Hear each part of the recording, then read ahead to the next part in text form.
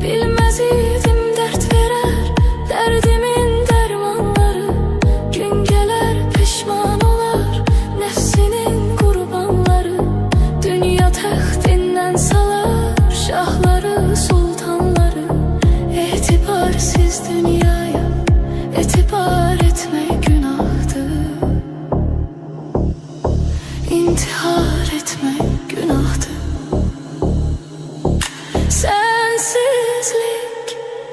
Sensizlik çok çetin dünyada. Qəm yazılmış qismətim